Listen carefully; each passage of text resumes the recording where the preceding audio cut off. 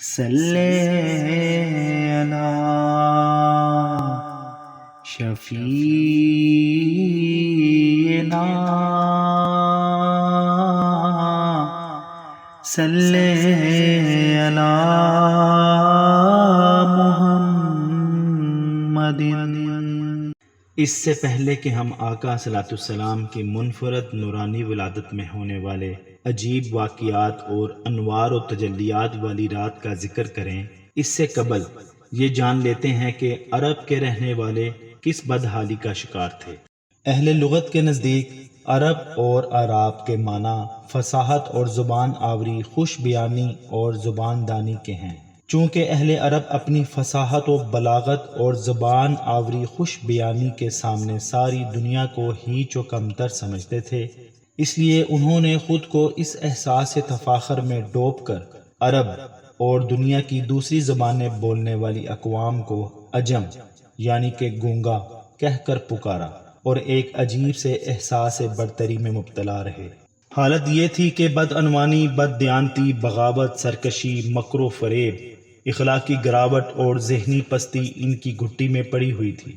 معاشرہ فسق و فجور اور زنا و شراب کی جہنم میں جل رہا تھا۔ شرف انسانی کی ہر قدر پاؤں تلے روندی گئی تھی۔ تمیز، خیر و شر کا ہنر باقی نہ رہا تھا۔ نیکی اور بھلائی کا فرق مٹ چکا تھا۔ سماج جاہ و منصب اور مال و دولت کی ہوس کا شکار تھا۔ کذب و افطرا کا شمار خوبیوں میں ہونے لگا تھا۔ پورا معاشرہ نفسانی خواہشات کی زلف گراہ گیر کا اسیر ہو چکا تھا۔ دینی اور اخلاقی اقدار کو پس پشت ڈال دیا گیا تھا۔ آسمانی مذاہب کی تعلیمات مسخ ہو چکی تھیں۔ ان کی اکثریت اپنی مجالس میں عریانی فحاشی پر مبنی کلام کو سنتی تھی۔ کوئی ان کو روکنے ٹوکنے والا نہ تھا، یہاں تک کہ فحاشی عریانی ان کے قول و عمل میں رچ بس چکی تھی۔ اور اسی وقت اللہ تبارک و تعالی نے احسان عظیم کیا اور وہ گھڑی آ پہنچی جس کا صدیوں سے انتظار تھا۔ یہ وقت کوئی عام وقت نہیں۔ 12 ربیع الاول عام الفیل، 22 اپریل 571 عیسوی، طلوع صبح صادق کے فوراً بعد ظہور پر نور ہوا۔ پاکستانی نظام الاوقات کے مطابق اس روز مکہ معظمہ میں صبح صادق کا طلوع 4:20 پر ہوا تھا۔ عرب میں آج کل جو دوسرا نظام الاوقات رائج ہے، اس کے مطابق اس دن طلوع صبح صادق کا وقت 9:57 تھا۔ ابن سعد اور ابن عساکر نے حضرت ابن عباس رضی اللہ تعالی عنہ سے روایت کیا ہے کہ حضرت آمنہ رضی اللہ تعالی عنہما نے فرمایا، میں حاملہ ہو گئی، لیکن حمل کے دوران میں نے ابتدا سے ولادت کے آخری لمحات تک کوئی مشقت محسوس نہ کی۔ جب آپ صلی اللہ علیہ وآلہ وسلم کا تولد ہوا تو ساتھ ہی ایک نور بھی نکلا جس سے مشرق و مغرب کے درمیان ساری فضا روشن ہو گئی۔ آپ صلی اللہ علیہ وآلہ وسلم زمین پر اس طرح جلوہ گر ہوئے جیسے دونوں ہاتھوں کا سہارا لیے ہوئے ہوں۔ زمین کی مٹی سے مٹھی بھری اور آسمان کی طرف سر مبارک اٹھایا۔ اور ابو نعیم نے حضرت عبد الرحمن بن عوف رضی اللہ تعالیٰ عنہ سے یہ واقعہ نقل فرمایا ہے کہ ان کی والدہ ماجدہ حضرت شفا بنت عمرو نے بتایا، جب اللہ کے رسول صلی اللہ علیہ وآلہ وسلم کا حضرت آمنہ کے ہاتھ تولد ہوا تو وہ سب سے پہلے میرے ہاتھوں میں تشریف لائے اور آواز نکالی۔ میں نے کسی غیب سے آنے والی آواز کو سنا، وہ کہہ رہا تھا، آپ پر اللہ رحمت نازل فرمائے، آپ کا رب آپ پر رحمت کے پھول برسائے۔ حضرت شفا رضی اللہ تعالیٰ عنہ کا بیان ہے، میرے سامنے مشرق و مغرب کے درمیان جو کچھ تھا سب روشن ہو گیا، یہاں تک کہ میں نے روم کے کچھ محلات بھی دیکھ لیے۔ پھر میں نے آپ صلی اللہ علیہ وآلہ وسلم کو لباس پہنا کر لٹا دیا۔ الخصائص الکبریٰ میں ایک اور مقام پر آیا ہے کہ حضرت آمنہ رضی اللہ تعالیٰ عنہ کے ہاں ولادت کا وقت قریب آیا تو اللہ تعالیٰ نے فرشتوں سے فرمایا، تمام آسمانوں اور جنتوں کے دروازے کھول دو اور انہیں وہاں حاضر ہونے کا حکم دیا۔ چنانچہ وہ اترے اور ایک دوسرے کو بشارتیں دینے لگے۔ دنیا کے پہاڑ فخر سے بلند ہو گئے، سمندروں میں روانی آ گئی اور موجیں اٹھنے لگیں۔ اور اہل زمین میں مبارک سلامت اور بشارت کا سلسلہ چل نکلا۔ ہر فرشتہ وہاں حاضر ہو گیا اور شیطان کو 70 زنجیروں میں جکڑ کر بحرہ خضر کے تند و تیز پانیوں میں الٹا لٹکا دیا گیا، اور دیگر سرکش شیاطین کو بھی پابند طوق و سلاسل کر دیا گیا۔ اس روز سورج کو نور کی شاندار چادر اڑا دی گئی اور 70,000 حوریں ہوا میں کھڑی کر دی گئیں جو ولادت محمدی صلی اللہ علیہ وآلہ وسلم کا انتظار کرنے لگیں۔ حضور نبی اکرم صلی اللہ علیہ وآلہ وسلم کے اعزاز میں قدرت خداوندی نے دنیا بھر کی عورتوں کو یہ حکم دیا کہ وہ اس سال لڑکے ہی جنیں۔ چنانچہ نبی اکرم صلی اللہ علیہ وآلہ وسلم پیدا ہوئے تو ساری دنیا نور سے بھر گئی۔ فرشتوں نے ایک دوسرے کو مبارکباد دی اور ہر آسمان میں زمرد اور یاقوت کا ایک ایک ستون قائم کر دیا گیا جن سے ہر شے روشن ہو گئی۔ چنانچہ یہ ستون آسمان میں بہت شہرت رکھتے ہیں جن کو حضور نبی اکرم صلی اللہ علیہ وآلہ وسلم نے معراج کی شب ملاحظہ فرمایا۔ آپ صلی اللہ علیہ وآلہ وسلم کو بتایا گیا یہ وہ ستون ہے جو آپ صلی اللہ علیہ وآلہ وسلم کی ولادت پاک کی خوشی میں نصب کیا گیا تھا۔ شب ولادت اللہ تعالیٰ نے حوض کوثر کے کنارے مہکتی کستوری کے 70,000 درخت لگائے جن کے پھل اہل جنت کے لیے خوشبودار دھونی کا کام دیں گے۔ اس رات آسمان والے اللہ کے حضور سلامتی کی دعائیں مانگتے رہے۔ پتھر کے بت اوندے منہ گر گئے۔ لات اور عزا کے شیطان اپنے تھان سے باہر نکلے۔ وہ چیخ رہے تھے کہ قریش کو کچھ پتہ نہیں وہ کس حال کو پہنچ گئے ہیں، صدیق و امین آ گئے ہیں۔ بیت اللہ شریف کے اندر سے کئی روز تک یہ آواز سنائی دیتی رہی، اب میرا نور مجھے واپس کر دیا جائے گا، میری زیارت کرنے والے از سر نو آنے لگیں گے، مجھے جاہلیت کی نجاستوں سے پاک کر دیا جائے گا۔ اے عزا، اب تیری موت کا وقت آ گیا ہے۔ بیت اللہ شریف پر مسلسل 3 روز تک اسی طرح لرزہ طاری رہا۔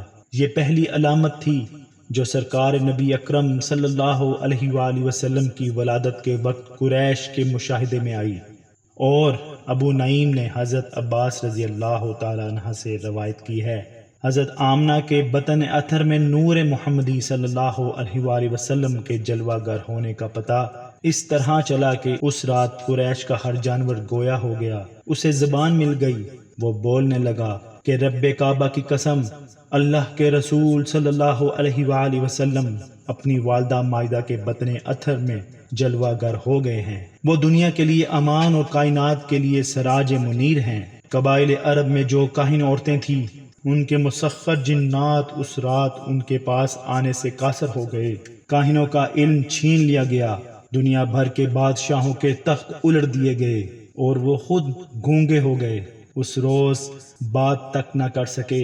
بشارات دینے کے لیے مشرق کے جانور مغرب کی طرف دوڑے، اسی طرح سمندر کی مخلوق نے بھی ایک دوسرے کو خوشخبری سنائی، زمین و آسمان میں ندا دی گئی، خوش ہو جاؤ کہ برکتوں اور رحمتوں والے ابو القاسم نبی محترم صلی اللہ علیہ وآلہ وسلم کی تشریف آوری کا وقت قریب آ گیا ہے۔ آپ صلی اللہ علیہ وآلہ وسلم والدہ ماجدہ کے بطن اطہر میں 9 ماہ تک جلوہ گر رہے۔ اس دوران انہوں نے کسی قسم کی تکلیف، قے، متلی، بے چینی اور جو عوارض عورتوں کو پیش آتے ہیں ان میں سے کسی چیز کی شکایت نہ کی۔ والد گرامی پہلے ہی وفات پا چکے تھے۔ فرشتوں نے کہا، یا اللہ، تیرا نبی صلی اللہ علیہ وآلہ وسلم یتیم پیدا ہوگا۔ اللہ پاک نے فرمایا، میں ان کا محافظ و نگہبان اور مددگار ہوں۔ سب نے سرکار کے مولت مبارک کے ساتھ برکت حاصل کی اور اس خوشی میں جنتوں اور آسمانوں کے دروازے کھول دیے گئے۔ حضرت آمنہ بیان فرماتی ہیں، جب حمل مبارک کو 6 ماہ گزرے تو خواب میں ایک ہستی تشریف لائی، اس نے اپنے پاؤں کے ساتھ چھوا اور کہا، اے آمنہ، کائنات کی افضل ترین ہستی تیرے پیٹ میں جلوہ گر ہے، جب وہ تشریف لائیں تو اس کا نام محمد صلی اللہ علیہ وآلہ وسلم رکھنا۔ بعد کا واقعہ بیان فرماتی ہیں، جب وہ لمحہ قریب آیا اور وہ کیفیت طاری ہوئی جو ایسے موقع پر خواتین پر طاری ہوتی ہے، اس وقت میرے پاس کوئی نہیں تھا۔ اچانک میں نے ایک گونجدار آواز سنی جس نے مجھ پر ہول طاری کر دیا، پھر دیکھا جیسے کسی نے سفید پرندے کے پر جیسی کوئی چیز میرے سینے پر مل دی ہے۔ اس سے میرا خوف جاتا رہا اور ہر تکلیف زائل ہو گئی۔ اس وقت میں پیاس محسوس کر رہی تھی۔ اچانک دودھ کی طرح سفید مشروب میرے سامنے پیش کیا گیا جو میں نے پی لیا۔ اس سے ہر چیز منور ہو گئی جیسے مجھ سے نور پھوٹ رہا ہو۔ پھر میں نے لمبی لمبی عورتیں دیکھیں جیسے کھجور کے درخت ہوں۔ انہوں نے مجھے گھیرے میں لے لیا۔ وہ قبیلہ عبد مناف کی بیٹیاں لگ رہی تھیں۔ میرے بے حد اسرار کے بعد انہوں نے بتایا ایک حضرت آسیہ ہیں جنہوں نے موسیٰ علیہ السلام کی پرورش کی، اور دوسری حضرت مریم ہیں جو حضرت عیسیٰ علیہ السلام کی والدہ ہیں۔ اچانک زمین و آسمان کے درمیان ریشمی لباس دیکھا۔ کسی نے کہا اس نومولود مبارک کو لے لو اور لوگوں کی نگاہوں سے چھپا دو۔ پھر میں نے کچھ لوگ دیکھے، وہ چاندی کی سرائیاں لے کر ہوا میں کھڑے ہو گئے۔ پرندوں کی ایک ڈار دیکھی، انہوں نے میرے مکان کو ڈھانپ لیا۔ ان عجیب و غریب پرندوں کی چونچے زمرد اور پر یاقوت کے تھے۔ اللہ پاک نے میری نگاہوں سے حجابات اٹھا دیے۔ میں نے مشرق و مغرب کو دیکھ لیا اور میں نے 3 جھنڈے دیکھے، ایک مشرق اور دوسرا مغرب اور تیسرا کعبہ کی چھت پر نصب تھا۔ جب طوالت کا عمل مکمل ہو گیا تو میں نے بے مثل نومولود کو دیکھا۔ وہ حالت سجدہ میں تھا، انگلی اوپر اٹھائی ہوئی تھی جیسے کوئی نہایت خشوع و خضوع کے ساتھ دعا کر رہا ہو۔ پھر میں نے سفید بادل دیکھا، وہ نیچے اترا اور نومولود کو چھپا لیا۔ وہ میری نظروں سے غائب ہو گیا۔ میں نے کسی کی آواز سنی، وہ ندا دے رہا تھا محمد صلی اللہ علیہ وآلہ وسلم کو مشرق و مغرب کی سیر کراؤ اور سمندروں میں بھی لے جاؤ تاکہ سب ان کے نام اور ذات و صفات کو پہچان لیں اور جان لیں کہ ان کا نام ماہی بھی ہے، یعنی مٹانے والا۔ یہ اپنے وقت میں شرک کی تمام نشانیوں کو مٹا ڈالیں گے۔ اس کے بعد اچانک وہ میری نگاہوں کے سامنے ظاہر ہوئے۔ اس وقت سفید صوف کے لباس میں ملبوس تھے، نیچے سبز ریشم بچھا ہوا تھا۔ آبدار موتی سے بنی ہوئی 3 چابیاں ان کی مٹھی میں تھیں۔ کوئی کہہ رہا تھا محمد صلی اللہ علیہ وآلہ وسلم نے فتح و نصرت، نبوت اور ہواؤں کی چابیوں پر قبضہ کر لیا ہے۔ پھر دوسرا بادل نمودار ہوا، اس سے گوروں کے ہنہنانے اور پڑوں کے پھڑپھڑانے کی آوازیں آ رہی تھیں۔ اس بادل نے بھی انہیں ڈھانپ لیا اور وہ میری نظروں سے غائب ہو گئے۔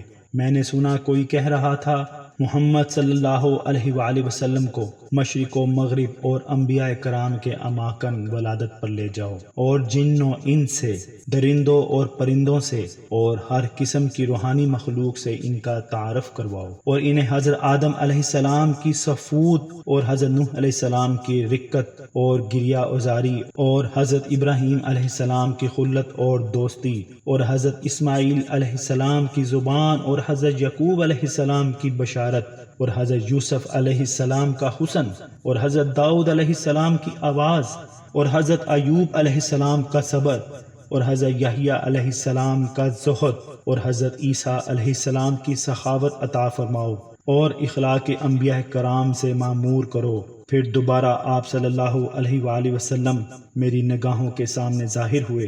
اس وقت ایک سبز کپڑا ریشم آپ صلی اللہ علیہ وآلہ وسلم کی مٹھی مبارک میں تھا۔ کسی نے کہا مبارک ہو، حضرت محمد مصطفیٰ صلی اللہ علیہ وآلہ وسلم نے پوری دنیا پر قبضہ کر لیا ہے اور ساری مخلوق ان کی غلامی میں آ گئی ہے۔ پھر میں نے 3 اشخاص دیکھے، ایک کے ہاتھ میں چاندی کی سراہی تھی، دوسرے کے ہاتھ میں سفید ریشم کا ٹکڑا تھا۔ اس نے وہ کھولا اور اس میں سے ایک مہر نکالی۔ اس کی چمک دمک سے دیکھنے والوں کی آنکھیں چندیا گئیں۔ اس سراہی کے پانی سے اسے 7 مرتبہ دھویا، پھر سرکار کے دونوں کانھوں کے درمیان مہر لگا دی اور ریشم کے پوشاک میں لپیٹ دیا۔ پھر انہیں اٹھا کر کچھ دیر کے لیے اپنے پروں کے اندر چھپا لیا، پھر انہیں میرے سپرد کر دیا۔ سبحان اللہ، سبحان اللہ۔